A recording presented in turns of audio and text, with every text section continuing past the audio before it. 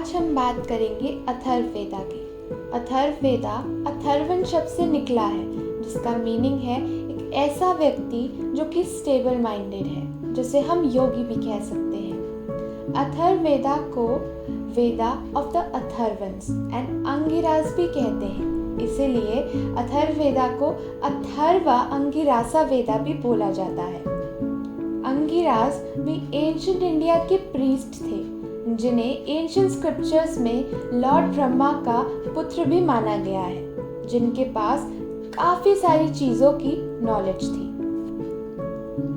अथर्ववेदा में बहुत सारे सब्जेक्ट्स की नॉलेज है। अथर्ववेदा की हेल्प से हम लेटर वैदिक एज की सोसाइटी को समझ सकते हैं।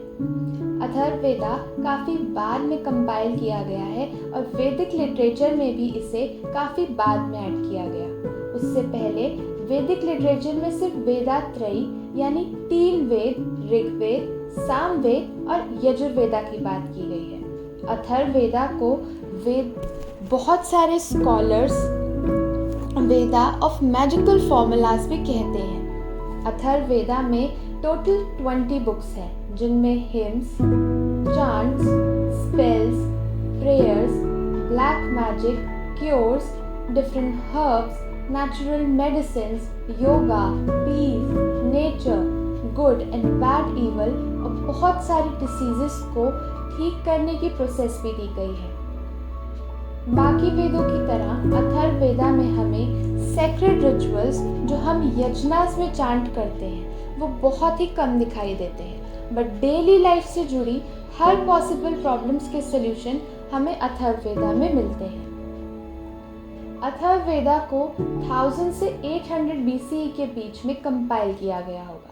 इससे पहले बाकी वेदों की तरह ही अथर्ववेदा को भी बोलकर ही याद किया जाता था।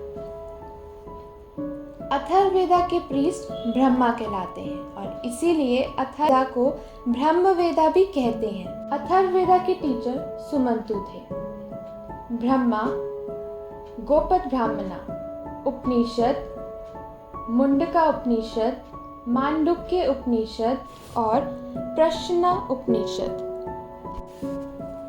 कुछ बुक्स और स्कॉलर्स के अकॉर्डिंग आयुर्वेद को अथर्ववेद का उपवेदा माना गया है और कुछ बुक्स और स्कॉलर्स के अकॉर्डिंग अर्थशास्त्र को इसका उपवेदा माना गया है और कुछ बुक्स के अकॉर्डिंग स्थापत्य और शिल्प वेदा को अथर्ववेदा का उपवेदा माना गया है। तेज पतंजलि के अकॉर्डिंग अथर्ववेदा की 9 शाखास थी यानी रिसेंशंस, बट आज शौनखा और पपिलादा 2 ही सर्वाइविंग है, जिनमें टोटल 730 हिम्स, 5987 मंत्रास हैं और इन्हीं में से लगभग 1200 वर्सेस यानी मंत्रास ऋग्वेदा से ही लिए गए हैं।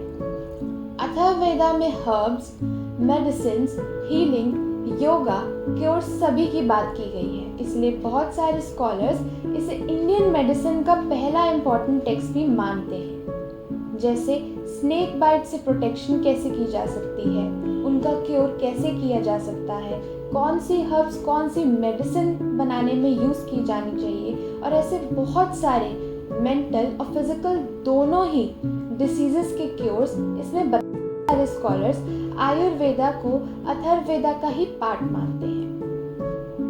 अथर्ववेदा को 3 ब्रॉड कैटेगरीज में बांटा गया है। फर्स्ट, जिसमें क्योर ऑफ डिसीजेस और मेडिसिन की बात की गई है।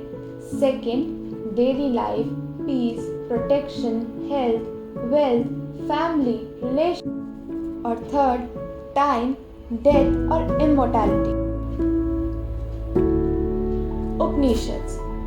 मुंडका उपनिषद। मुंडका उपनिषद पोएटिक स्टाइल में लिखा गया है, जिसमें टोटल 64 वर्सेस हैं जो कि मंत्रास की फॉर्म में लिखे गए हैं। इन मंत्रों को मेडिटेशन और स्पिरिचुअल अंडरस्टैंडिंग के लिए यूज किया जाता है। ये बाकी वेदों के मंत्रों की तरह यजनास में बहुत कम यूज किए जाते हैं। फेमस इंडियन फ्रेज सत्यमेव जयते, जो कि इंडिया का नेशनल मोटो है, उसे भी मुंडका उपनिषद से लिया गया है, जो कि अथर्ववेदा का पार्ट है।